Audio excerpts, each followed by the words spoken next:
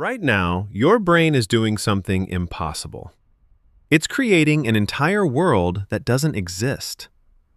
You're seeing things, hearing things, moving through places that aren't real. And you believe it completely. You're not awake. You're not conscious in any way you'd recognize.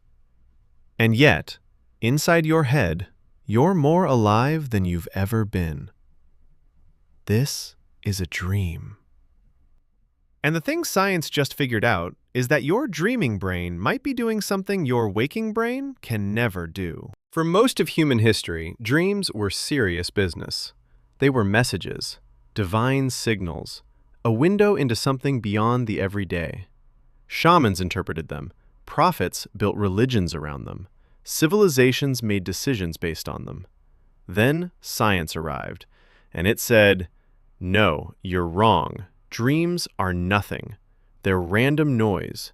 Your brain is offline, misfiring, producing static while you sleep." For 100 years, that was the consensus.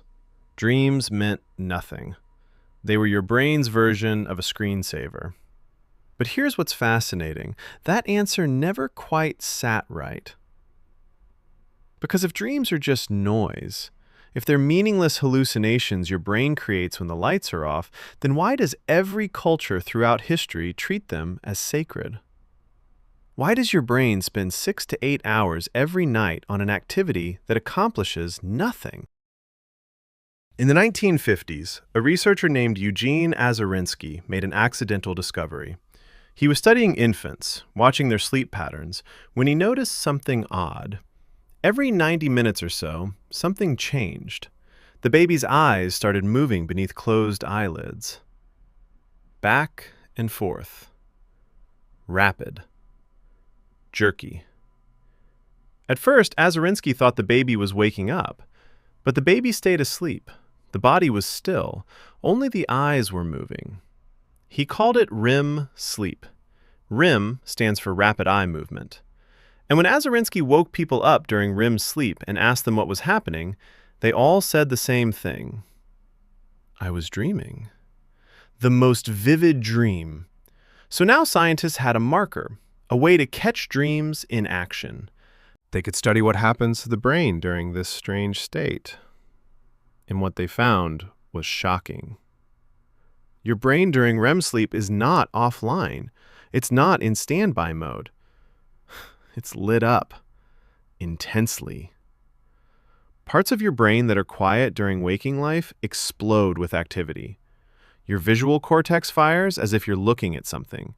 Your motor cortex activates as if you're moving. But your prefrontal cortex, the part responsible for logic and reasoning and self-awareness, goes dark. It's like someone turned off the quality control, left the creativity running, and locked the critic in another room. Then came the neurotransmitters. In 2013, a team of neuroscientists at UC Berkeley, led by Tien Tan Dang, measured exactly what was happening chemically inside a dreaming brain. What they found was remarkable. During REM sleep, your brain produces massive surges of acetylcholine, a neurotransmitter involved in memory formation and learning. But at the exact same time, it dramatically reduces serotonin and norepinephrine, the neurotransmitters responsible for logic and emotional regulation. Think about what that means. Your brain is literally changing its chemistry. It's flooding itself with the substances needed for memory and creativity, while shutting down the systems that keep you grounded in reality. You're not just hallucinating.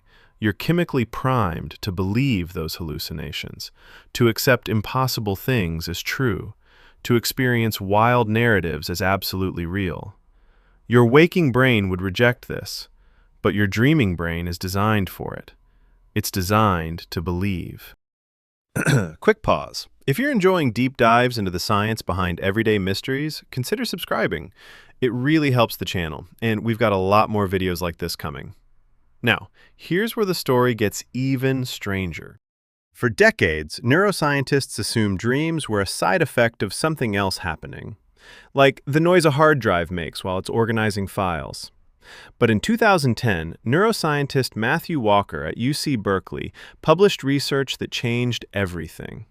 He showed that REM sleep, the dreaming stage, was directly responsible for consolidating memories.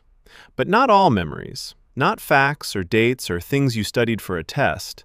Those get processed during non-REM sleep. REM sleep consolidates something else: emotional memories. Memories tied to experiences that mattered. Walker ran experiments where he taught people tasks, then monitored their sleep. The people who spent more time in REM sleep showed better performance the next day. But here's the part that matters. They didn't just remember better, they remembered differently. The emotional weight of the memory shifted. Things that scared them seemed less frightening. Difficult experiences felt more integrated. The dream wasn't just replaying the memory, it was editing it. It was taking the sharp edges off trauma. It was building resilience. Walker concluded that REM sleep isn't where memories go to be stored, it's where emotional memories go to be healed. This changes everything about why you dream. Because if your dreams are editing your emotional memories, then your dreaming brain isn't creating stories for entertainment. It's creating stories for survival. Imagine experiencing a traumatic event with full emotional intensity, full fight-or-flight activation, full panic. Your brain would stay stuck in that state. You'd be constantly re-traumatized. But your dreaming brain has a solution. It takes that memory and it reimagines it. It strips away the context that made it terrifying. It places the threat in a different setting. It changes the outcome. And by doing this repeatedly, night after night, your emotional system gradually recalibrates. The threat signal gets quieter. This isn't just theory. In 2019, a study from the University of California tracked the brain activity of people with PTSD. Those who had more intense REM sleep showed faster recovery from trauma symptoms. Their brains were literally healing themselves through dreams. And the researchers found something even more striking. When people were prevented from dreaming, when they were woken up during REM sleep repeatedly, their trauma didn't heal. Their emotional system stayed activated. The panic stayed present. Without dreams, the brain had no way to process the experience. So what is your dream brain actually doing? It's not creating random noise. It's not offline. It's not a glitch. Your dream brain is a specialized version of your mind that runs a completely different operating system. An operating system designed to do something your waking brain cannot do. It takes the raw emotional material of your life, your fears, your losses, your triumphs, your confusions, and it reimagines them. It rewrites them. It integrates them into your sense of self. Without this, you'd be emotionally fragmented. Every difficult experience would stay sharp and raw and terrifying. But your dreams protect you from that. They do the emotional work that your waking mind is too logical to handle. And here's what's strangest about it. Your dreaming brain doesn't care about truth.